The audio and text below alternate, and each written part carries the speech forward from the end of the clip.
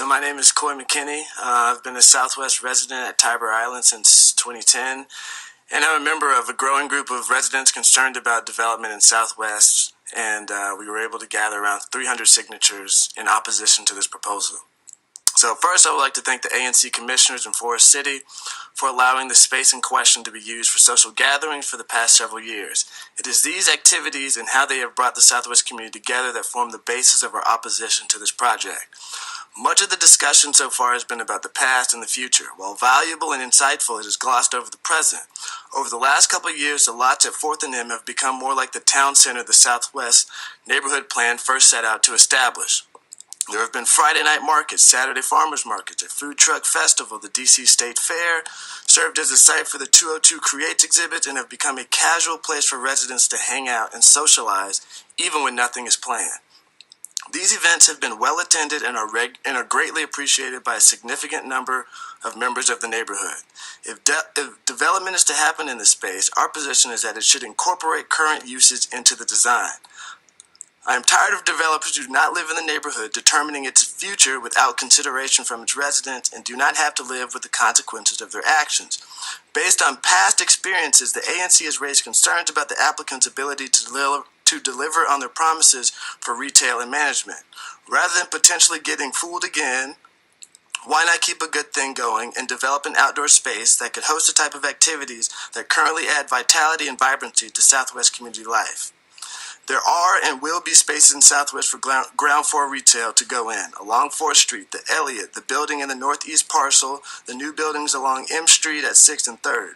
Neither ground floor retail or a community center will replicate the dynamic aspect of current usage. There are already 2 other community centers in the neighborhood and a third on the way in yet another luxury condo church building. What makes this new community center different from the other 2 just a few blocks away? Is it the fact that it's not near public housing? Additionally, looking into the future, what community group would be able to afford to pay the proposed rent for the space once the free lease is up? Again, rather than struggle through these hypotheticals, why not listen to the community and keep a good thing going? The beauty of current uses is that it is flexible in the type of events that can be held there and is not economically restrictive, meaning no one has to purchase a $12 cocktail just to enjoy being outdoors with others. This is perfectly in line with not only the DC Comprehensive Plan, but also the Southwest Neighborhood Plan. This is why it's no shock to see neighbors regularly enjoying the space even when nothing is going on, or the significant amount of comments in opposition to this project that have been submitted to the record. Southwest prides itself on inclusivity and diversity, but continuing the trend of luxury condos with no real family units is just more of the same as what we've seen in other parts of DC.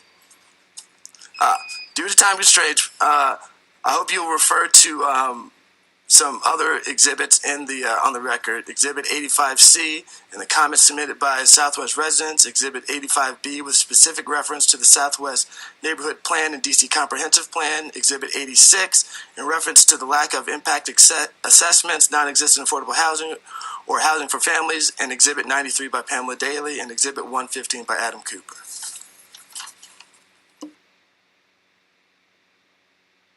Thank you. Next.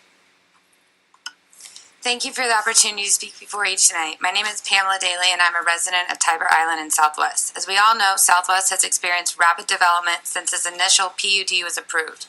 I personally know this as I look out my window and see 3 cranes within my immediate vicinity, 3 cranes building luxury apartments on privately owned property.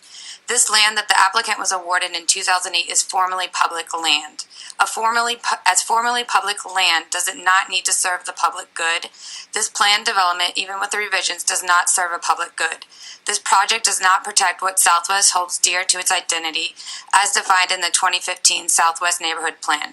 The plan's first vision is that Southwest will remain an exemplary model of equity and inclusion, a welcoming and engaged community that celebrates and retains a mix of races, ages, and income levels, and enhances well-being for all amidst neighborhood growth and change. This proposal does not make Southwest an exemplary model of equity and inclusion. It does not stand out from other high-rise luxury buildings that are going up all around our city and our neighborhood. It does not make people take notice that something is different in Southwest, and that difference is that Southwest still has people of color, seniors, and people of all incomes. I came to know more about Southwest not just because I live there, but because I spent a lot of time volunteering in Southwest Gardens, the only public access garden in Southwest. We work with a lot of kids who live in Greenleaf Public Housing, and we know each other by name. I see how the high-rise developments coming up in Southwest have already affected them and see that their homes stand decrepit and disregarded by the city. How do I tell these young black children that DC cares about its poorer residents of color and for them to believe me?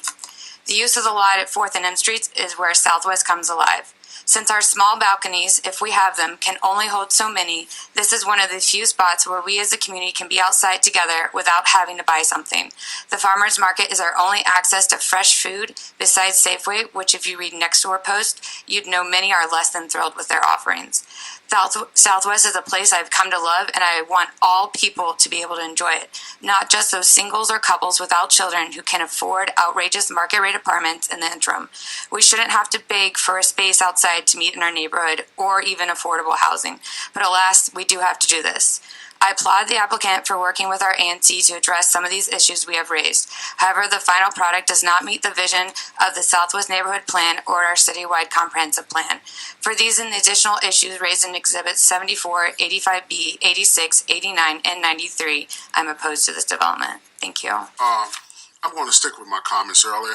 Other than I'm going to come from a different angle. I would like to see you all continue to talk with the community. Waterfront Towers. I'm going to include Mr. McKinney. He comes from a different area, but he encompasses the neighborhood. So I'd like for you all to encompass him. The ANC as well. I think with you all sitting down, you can come closer together than where you are, because I think that all people have brought up some great points.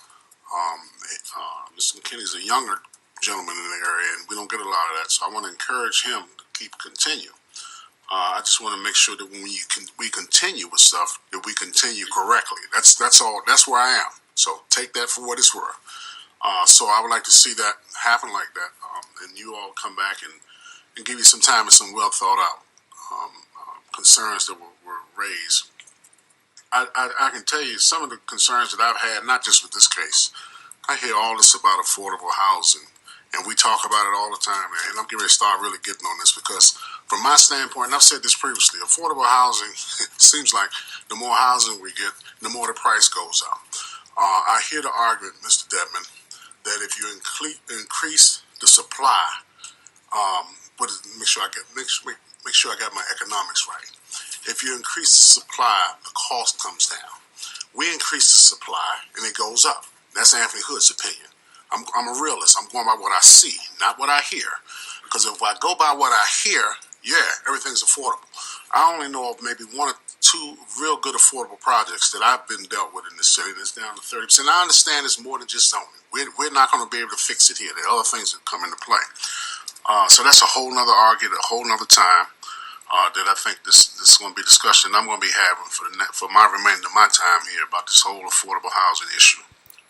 Because it seems like the more we get, the higher the price goes. I haven't seen it fall down, but anyway, that's a whole nother issue. But I think for me, it's about you all working again more with the community. Are you going to? Is everybody going to